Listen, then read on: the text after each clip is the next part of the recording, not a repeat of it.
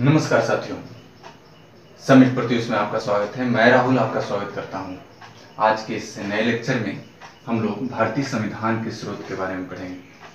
कई बच्चे कहते हैं कि ये सर याद होने में बहुत दिक्कत होता है, लेकिन ऐसा कुछ नहीं है।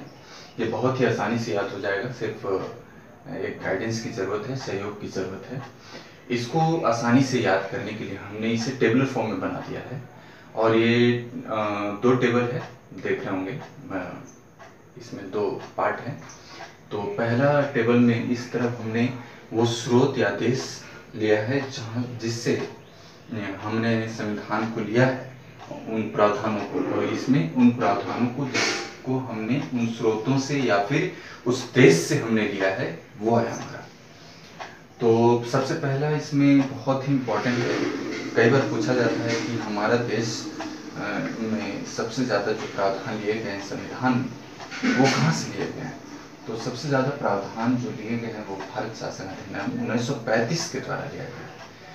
यह उस समय ब्रिटिश हुकूमत थी, तो उसी के अनुसार से देश को चलाने के लिए कमोबेश हमने सबसे ज़्यादा भारत शासन अधिनियम का ही लिया। और उस समय भी सुचारू रूप से जो चल रही थी, कुछ परेशानियां थी, लेकिन जैसे हुकूमत चल रही थी उसको ही हमने लिया है। तो देखते हैं इसमें भारत शासन अधिनियम में सबसे ज़्यादा जो इम्पोर्टेंट है वो न्यायपालिका लिया गया, जिस जुडिशियरी। कैग का लिया गया, CAG comptroller and auditor general. उसके बाद इसमें लोक सेवा आयोग का गठन जो हमारे संविधान में है। हमारे संविधान के तहत ही लोक सेवा आयोग का गठन होना है और कई लोक सेवक चुने जाते हैं। लोक सेवक जैसे IAS, IPS, इन सब उनका चयन ये लोक सेवा आयोग के द्वारा ही होता है। दूसरा हमारा ब्रिटेन है। जब शासन चल रहा था तो उसके ही अनुसार ही चले शासन, वो ऐसे ही चले आसानी से। तो इसलिए दूसरा जो लिया गया वो ब्रिटेन से लिया गया। ब्रिटेन से हमने संसदीय शासन व्यवस्था, जब भी ब्रिटेन की चर्चा हो और कौन से प्रावधानों की लिया गया है, तो सबसे ज़्यादा इसमें लिया गया संसदीय व्यवस्था के बारे में। और संसदीय व्यवस्था का बहुत ही अहम रोल है हमारे संविधान में। इसी के द्वारा ही किसी विधि का निर्माण होता है, किसी कानून को बनाया जाता है। फिर दूसरा है संसदीय विशेषाधिकार। संसदीय विशेषाधिकार जिसकी चर्चा हमारे संविधान में 105 आर्टिकल के तहत है। और इसमें संसद को जो विशेष अधिकार दिए गए हैं उसकी चर्चा है संसदीय विशेष अधिकार में, स्पेशल प्रिविलेज बोलते हैं इसको। फिर दूसरा है विधि का शासन। जब भी हमारे देश में कोई भी शासन बनता है या भी कोई कानून बनता है तो उसमें विधि का शासन ही होता है। तो उसका भी उसे भी ब्रिटेन से ही लिया गया है। दूसरा एकल नागरिकता का जो विचार है वो भी ब्रिटेन से आया है। हम जानते हैं कि अमेरिका में दोहरी व्यवस्था है और भारत में एकल नागरिकता है, ब्रिटेन में भी एकल नागरिकता है। तो इसे एकल नागरिकता को ब्रिटेन से ही लिया गया है। दूसरा मंत्रिमंडल व्यवस्था। मंत्रिमंडल जो होता है वो हमारे प्रधानमंत्री को सहयोग के लिए होता है और इसे सुचारू रूप से चलाया जा सका, कामकाज को चलाया जा सके, इसलिए मंत्रिमंडल की व्यवस्था की गई है। और इसकी चर्चा भी या फिर इसे जो लिया गया है वो ब्रिटेन से ही लिया गया है। तीसरा बहुत जो इम्पोर्टेंट है वो USA से लिया गया है। USA से मूल अधिकार को लिया गया है, फंडामेंटल राइट्स, जो कि हमारे संविधान में भाग 3 में है। 12 से 35 से इसकी चर्चा है मूल अधिकार का, जो कि ये मूल अधिकार में एक अधिकार ऐसा है, प्राण एवं दैहिक अधिकार, जो कि हमारे इमरजेंसी आपात उपबंध के समय भी इसे उल्लंघन नहीं किया जाता है। दूसरा न्यायिक पुनर्विलोकन, जुडिशियरी रिव्यू। जुडिशियरी रिव्यू का अर्थ होता है कि जब भी संसद कोई कानून बनाएगी तो उसे जांचने या परखने या यह जानने के लिए कि क्या यह संसद के अनुसार, जो ये संविधान के अनुसार ये है कि या नहीं, इसका रिव्यू करने के लिए जुडिशियरी रिव्यू, न्यायिक पुनर्विलोकन की चर्चा किया गया है हमारे संविधान में, जो कि यूएसए से लिया गया है। हम जानते हैं कि न्यायपालिका जो है सबसे ज़्यादा शक्तिशाली अमेरिका में है, तो इसे न्यायिक पुनर्विलोकन को अमेरिका से ही लिया गया है। दो चीज़ें, एक न्यायिक पुनर्विलोकन है और दूसरा न्यायपालिका है। तो न्यायपालिका लिया गया भारत शासन अधिनियम 1935 के द्वारा, और न्यायिक पुनर्विलोकन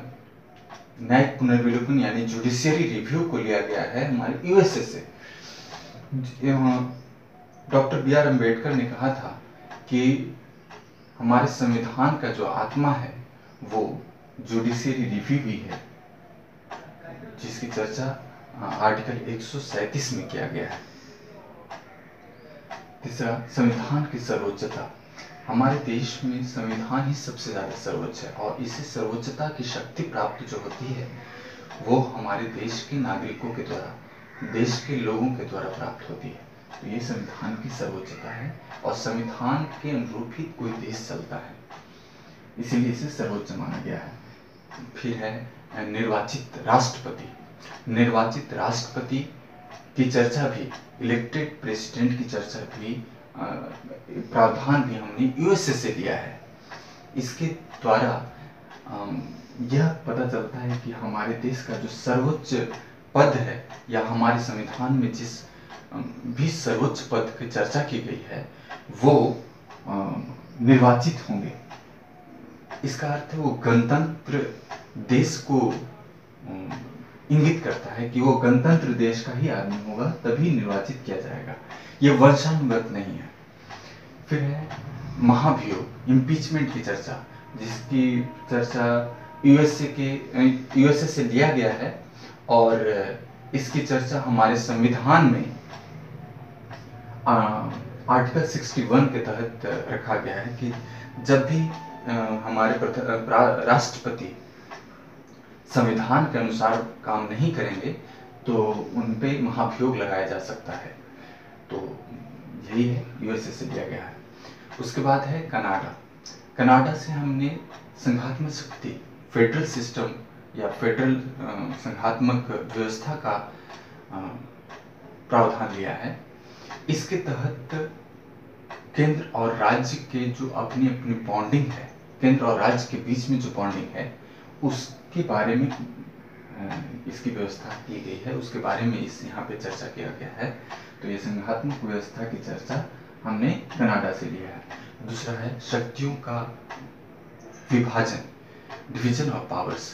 राज्य और केंद्र की अपनी अपनी शक्ति है, तो इन शक्तियों का विभाजन भी हमने कनाडा से लिया है कि राज्य की शक्ति जो है उस पर केंद्र हस्तक्षेप नहीं करेगा और केंद्र की शक्ति पे राज्य हस्तक्षेप नहीं करेगा। ऐसे कंकरेंट लिस्ट में चर्चा किया गया है, जो शेड्यूल 7 में है। 3 लिस्ट की चर्चा की गई है, तो उस स्टेट लिस्ट, सेंट्रल लिस्ट और कंकरेंट लिस्ट, तो ये तीनों लिस्ट में कंकरेंट लिस्ट है। इस पे दोनों सेंटर और राज्य, केंद्र और राज्य दोनों को अधिकार प्राप्त है कि वो उस पर कानून बना सकते हैं। लेकिन अगर किसी प्रावधान पे या किसी सूची पे राज्य ने भी बना दिया है कानून और केंद्र ने भी, तो केंद्र वाला ही मान्य होगा। तो इस तरह से शक्तियों का विभाजन के बारे में चर्चा कनाडा से आया है।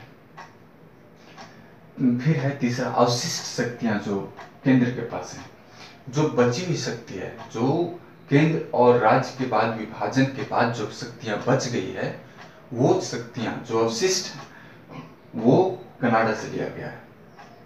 पांचवा है आयरलैंड, राज्य के नीति निर्देशक तत्व को लिया गया है, डीपीएसपी, जिसकी चर्चा आर्टिकल 36 से 51 में किया गया है। और इसके द्वारा हमारा संविधान जो है वो राज्यों को निर्देश देता है कि आपको संविधान के अनुसार ही काम करना है। तो इसी राज्य के नीति निर्देशक तत्व को आयरलैंड से लिया गया है। एक और चीज लिया गया है राज्यसभा में, 12 सदस्यों को मनोनीत किया जाएगा राष्ट्रपति के द्वारा।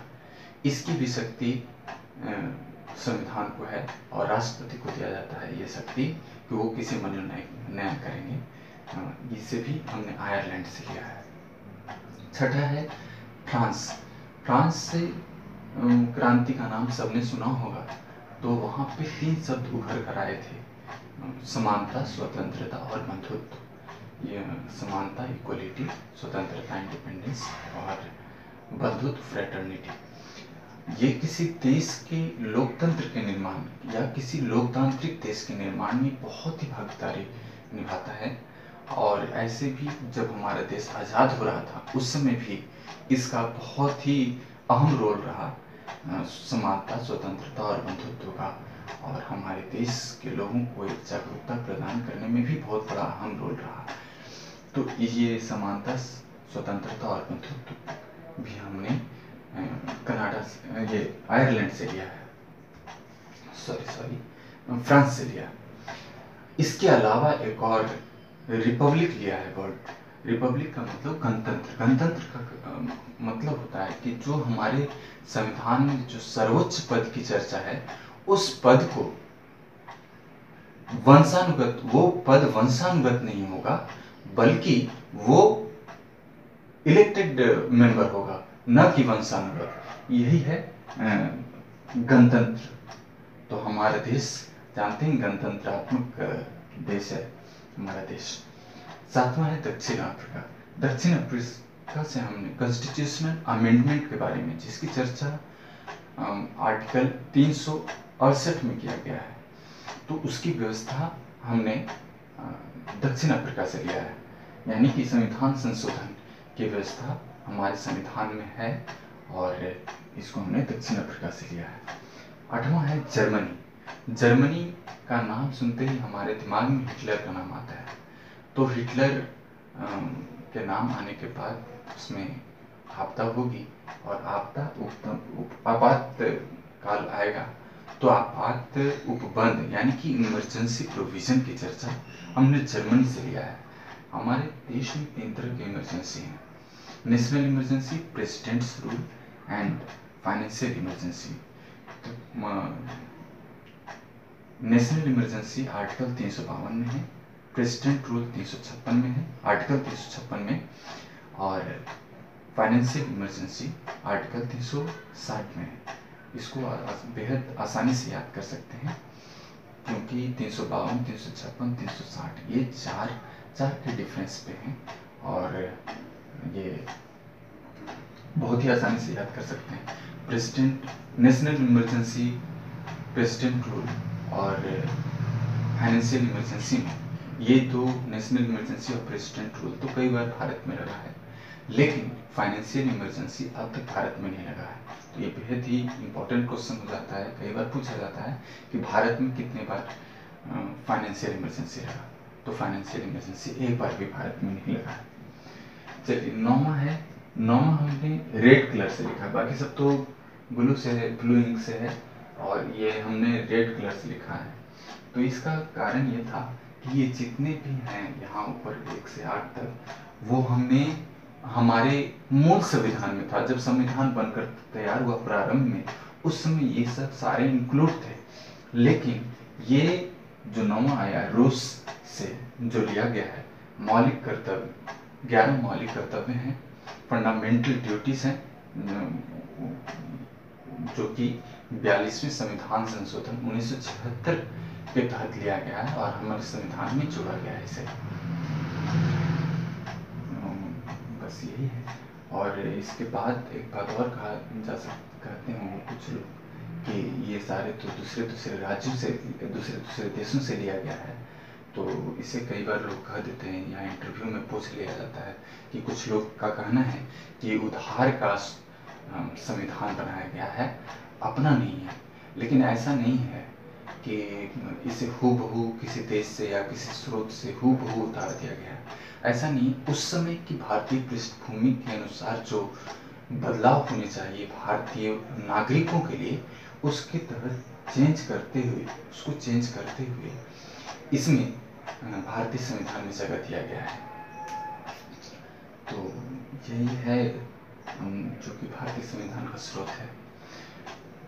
मैं आशा करता हूँ कि आपको इसको याद करने में मदद मिली होगी और इसी तरह मैं आगे भी वीडियो लेकर आऊँगा। धन्यवाद।